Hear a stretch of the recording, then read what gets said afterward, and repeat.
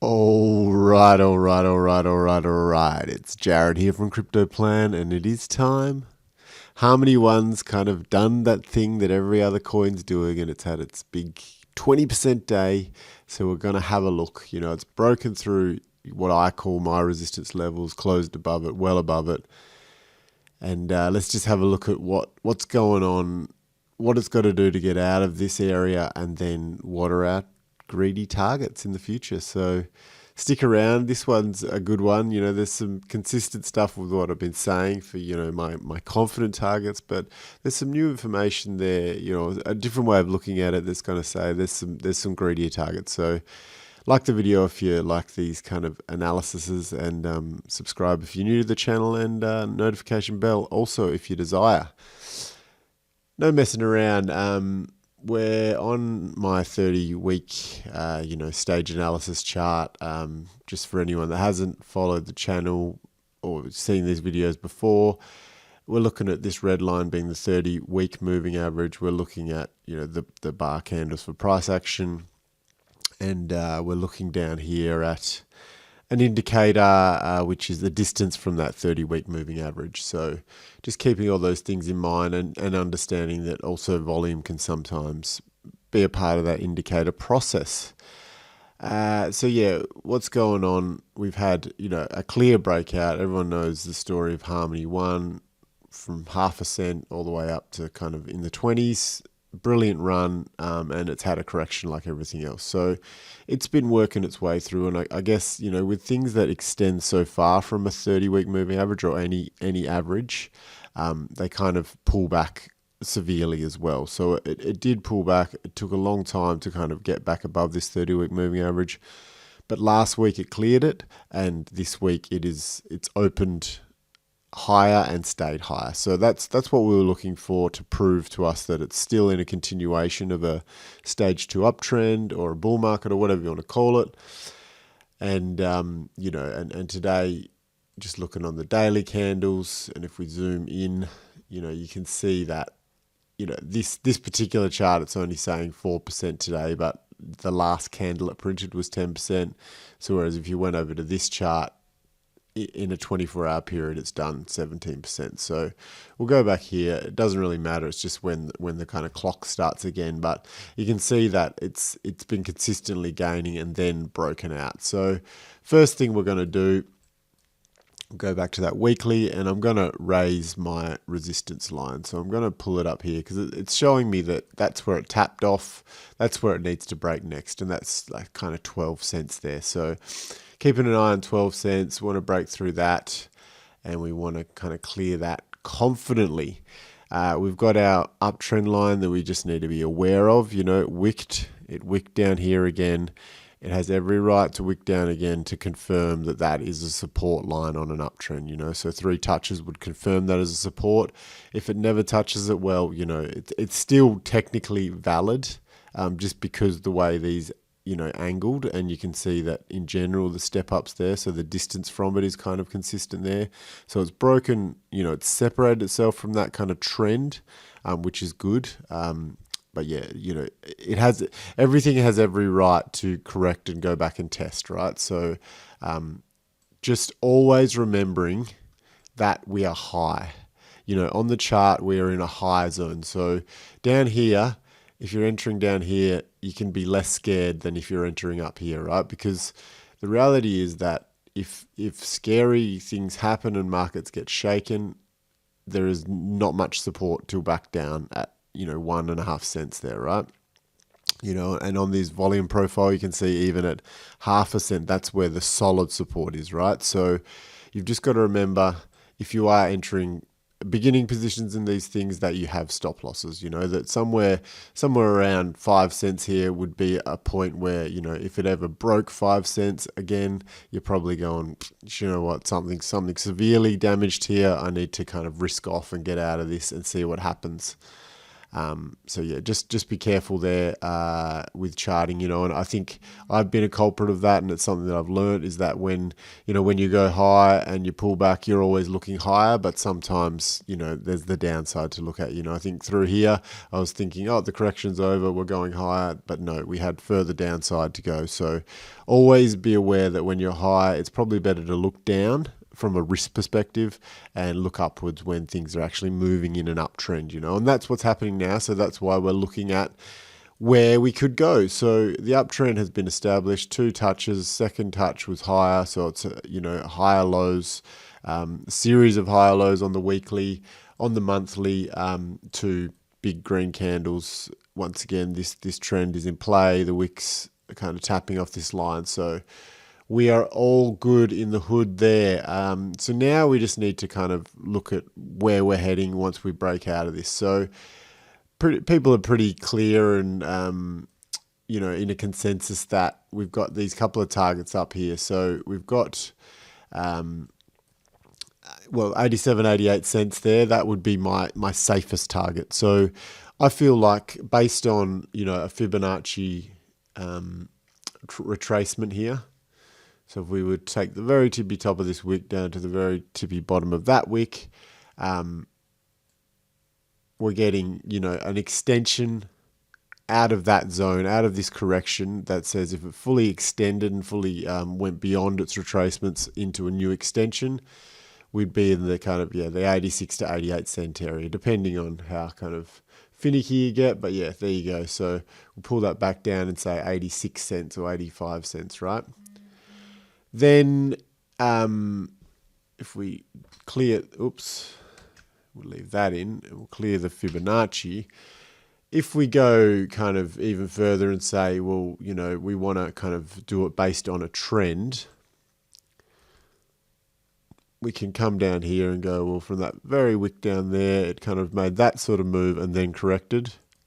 And now we can say that's where our dollar comes into play, and that's that's a consensus target. That's a fair projection. I feel, and I think personally I'm going to be having scaled out of a majority of my position by the time $1 comes around. But for those of you that are more risky and more risk averse, and this doesn't necessarily have to happen in this bull market, but these are kind of the targets that, if similar momentum and similar energy was to play out, could possibly happen in this bull market, right? So this is where we start to, make some estimations and some real speculative estimations. So what I'm going to do first is just kind of project this 30-week moving average out. It will never be as linear as that, but this is a conservative estimate based on how far it moved away from a 30-week moving average in the past. So the reality is that it'll probably, if it keeps going up, it'll probably, do this thing again and really kind of separate. But we can't guess that. So let's just assume that it grows, consistently in this trend, and then it kind of springs off. So if we look down here at our distance from moving average, we were as far as like kind of 900% away from that 30-week moving average. So let's just have a look and say that, this happened in March. No, it happened in March there. So let's say towards the end of the year, which is our end of our cycle, if we were to be about 900% away from that moving average. So let's randomly at the end of November there, if we were to go 900% away, where would that get us? So that would get us into kind of $1.60 range, right? But like I say, that moving average is going to be kind of going exponentially up at some point if price action does head that way. If it heads up rapidly, obviously the moving average will head up rapidly as well. So the chances are that, $1.60 to be, a safe estimate for a parabolic move similar to this. But, you're thinking of things even, let's say if it got to the moving average got to its all-time high there around November, where would that get us? So that would get us up into, it would be very risky if the moving average in November was around that all-time high of 20. So if this red line was up there around the 20-cent level, and then the price action was extending up to 900% beyond, like similar to over here, that would be a situation to be like, we're pretty close to the top. So that's what you're going to keep an eye on, and you can only update that week by week. So right now, if we were to say right now it wanted to really burst off and go that far beyond, it's at the dollar range. So if it chose to broke out and run really hard from this 30-week moving average right now, you're looking at the dollar. But, as time moves on and that moving average gets higher, that 900% kind of threshold gets further away and higher into price action. We've got a whole bunch of other lines up here, and basically, we're starting from targets, and we're looking at this particular move here. So from here up to here. So if the price action was going to break out and get to new all-time highs, and it was going to do a similar move from this last breakout line here, what's going on? And firstly, the 196 is about, if it was to do half the move here, if it was to do half of that move percentage-wise, we'd probably get up to there, and then towards 250, that would be like a 2/3 of it, and then up here we're talking about doing the entire move, and then maybe just completely matching the trend from here to there, sort of thing. So there's a couple of targets up there from $1.99 to $3.77, and they're out there in the open, and they're up there for a reason for me.